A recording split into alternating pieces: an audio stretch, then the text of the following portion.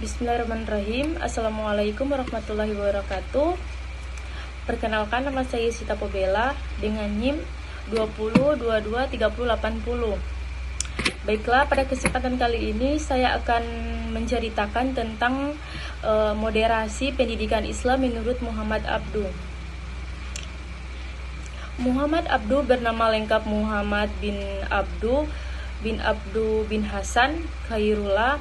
Beliau dilahirkan di desa Mahalat Nars di Kabupaten Al-Buhairah, Mesir pada tahun 1850 sampai 1266. Berasal dari keluarga yang tidak tergolong kaya dan bukan pula keturunan bangsawan. Muhammad Abduh hidup dalam lingkungan keluarga petani di pedesaan. Namun demikian, ayahnya juga dikenal sebagai orang yang terhormat, yang suka memberi pertolongan semua saudara-saudaranya, membantu ayahnya mengelola usaha pertanian, kecuali Muhammad Abduh yang oleh ayahnya ditugaskan untuk menuntut ilmu pengetahuan. Pilihan ini bisa jadi hanya suatu kebetulan atau mungkin juga karena ia sangat dicintai oleh ayah dan ibunya. Selanjutnya, Muhammad Abduh itu terbukti dengan sikap ibunya yang tidak sabar ketika ditinggal oleh Muhammad Abduh di desa lain. Baru 2 minggu sejak kepergiannya, ibunya sudah datang menjenguk beliau, dikawinkan dalam usia yang sangat muda, yaitu pada tahun 1865 saat ia baru berusia 16 tahun. Pendidikan Muhammad Abduh dimulai dari Masjid Al-Mahdi Tahta, sekitar 80 km dari Kairo, untuk mempelajari tajwid Al-Quran. Setelah 2 tahun berjalan di sana,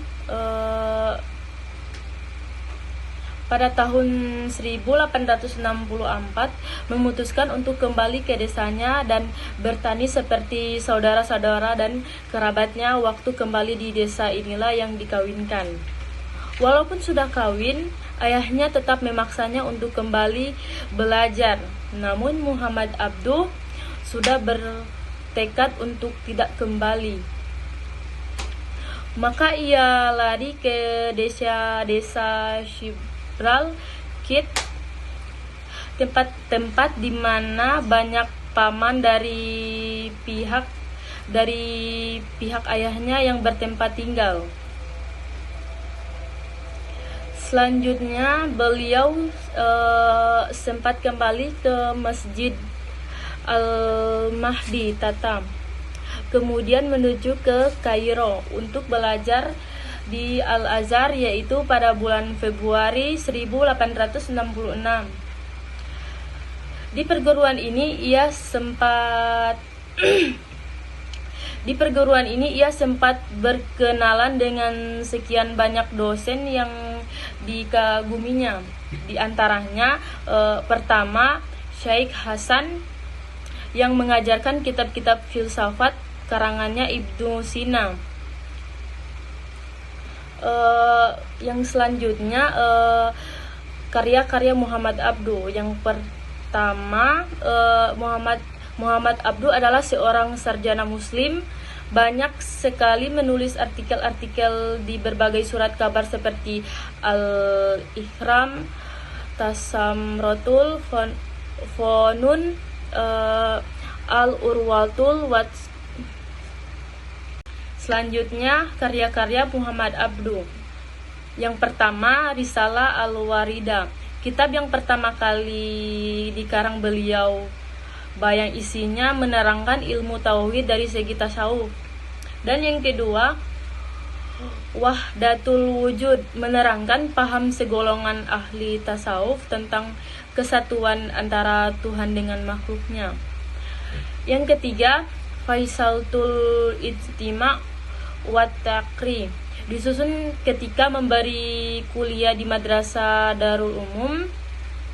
Ulum di Madrasah Darul Ulum, berisi uraian tentang filsafat, sejarah, dan perkembangan masyarakat. Dan yang keempat, Syarah Nahjul Balagha, uraian dari karangannya Sayyidina Ali yang berisi kesutraan Arab dan menerangkan tentang tauhid serta kebenaran agama Islam.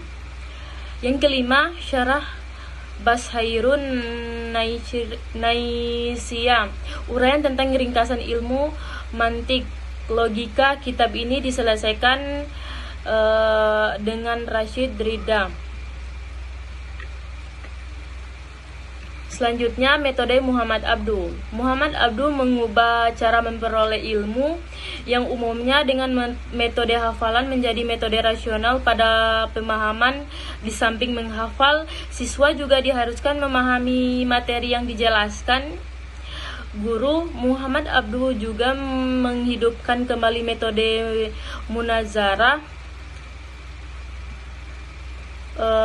dalam memahami pengetahuan dan menjauhkan metode taklid, mengikuti pendapat orang lain. Baru selanjutnya, yang pertama itu menyesuaikan peristiwa yang ada pada masanya dengan Al-Quran. Dan yang kedua, menjadikan Al-Quran sebagai sebuah kesatuan. Yang ketiga, menjadikan surat sebagai dasar untuk memahami ayat. Dan yang keempat, menyederhanakan bahasa dalam penafsiran, tidak melakukan peristiwa-peristiwa sejarah untuk menafsirkan ayat-ayat diturun pada waktu itu. Baiklah, sekian dari